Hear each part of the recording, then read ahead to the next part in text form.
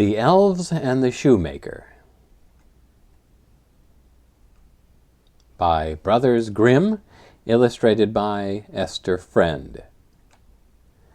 There was once a shoemaker who, through no fault of his own, had become so poor that he had only enough leather left for one pair of shoes.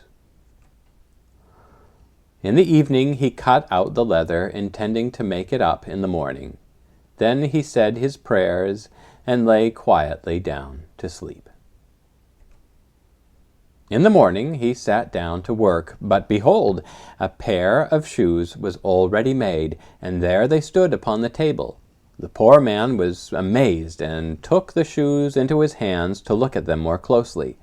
They were so neatly sewn that not a stitch was out of place, as if they had been made for a prize. Presently a customer came in, and as he was very pleased with the shoes, he paid more than usual. With the money, the shoemaker was now able to buy leather for 2 pairs of shoes.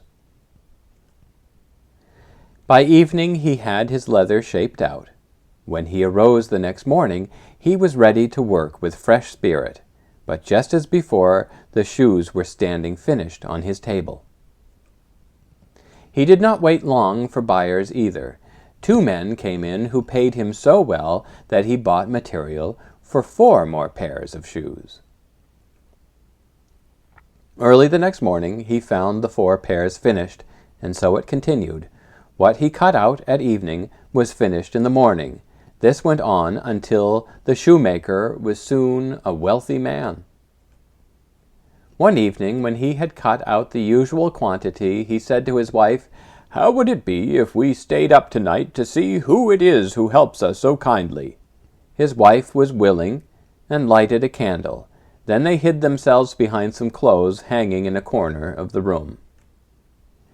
As soon as it was midnight, 2 little elves came in and sat down on the shoemaker's table. They picked up the cut-out leather and began stitching, sewing, and hammering so swiftly and lightly that the shoemaker could not believe his eyes. They did not stop until the shoes were finished. Then they ran swiftly away. The following morning the wife said, "The little elves made us rich, and we must show our gratitude. They have very little clothing and must be cold. I will make a little shirt, coat, vest, and trousers, and knit some stockings for each, and you shall make them each a pair of shoes." The husband agreed, and one evening, when all was ready, instead of cut-out leather, they left the presents on the table.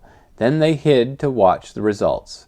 At midnight the elves came in, skipping about and eager to go to work. When they saw no leather, but the charming little clothes, they were astonished and delighted.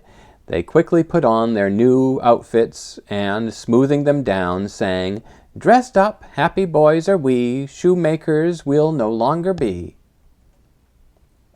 And so they went on hopping and jumping over the stools and chairs, and at last out of the door. They did not come again, but the shoemaker was successful in all he did, and lived happily to the end of his days.